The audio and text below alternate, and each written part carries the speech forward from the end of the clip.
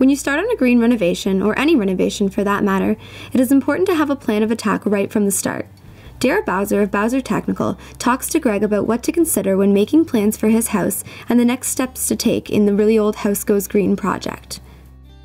Okay, Dara, we're going to be redoing this house on your guidance, and we're going to be listening to your recommendations. So maybe off the top you could maybe try to list different ways that people could improve the sustainability of their house.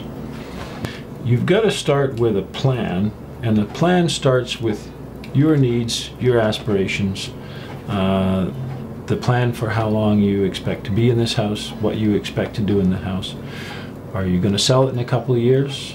Are you going to have your home-based business here?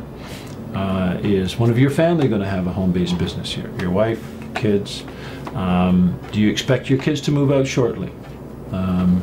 Do you have elder parents that you may expect to live in your home? We need to do an assessment of the whole house. Okay. You had an assessment done by Energy, which is a very good basic assessment for someone who wants to do energy efficient and sustainable upgrades that a person would do in the normal course of operation in the house. But we're talking about more than that.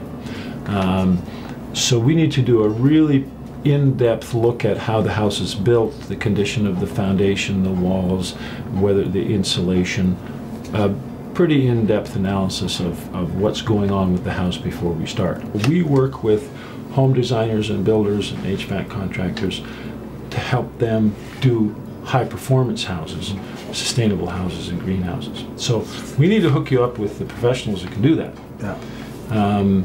If you don't have a survey for your property, you probably need a surveyor. Okay. And these are the next steps that I should be doing. Right. Surveyor. You need, if you're going to start taking out walls in the house, you need a home designer who knows framing and structure. Okay. So now they can start telling you which walls you can take out and which walls you can't. Works. No? Next up, we got to get a surveyor and a home designer in. Correct? Okay, so is there anything else today that you figure from your expertise is any worth looking around to? For me, I'd like to take a look around your house, and for myself to get some kind of condition assessment. And my normal process is I walk around the outside of the house. Okay. And take a look essentially at the foundation and the features on the outside. And then walk around the inside, the basement, and give myself an idea of what you've got. Outside, Dara looks at the foundation, siding, and other areas of interest. This is vinyl siding, which is kind of interesting in that it's not aluminum. If it was aluminum siding and you decided to remove it because you wanted to build up the wall and more insulation, the aluminum is actually worth money, but the vinyl is not, unfortunately. Jordan Summers, building technologist, uses an infrared camera to see areas of the house where there is heat loss. This is a great way of detecting heat flow that would go unnoticed to the naked eye. Yeah, the cold spots are blue, and the darker it gets, the colder it is. Hot spots are red.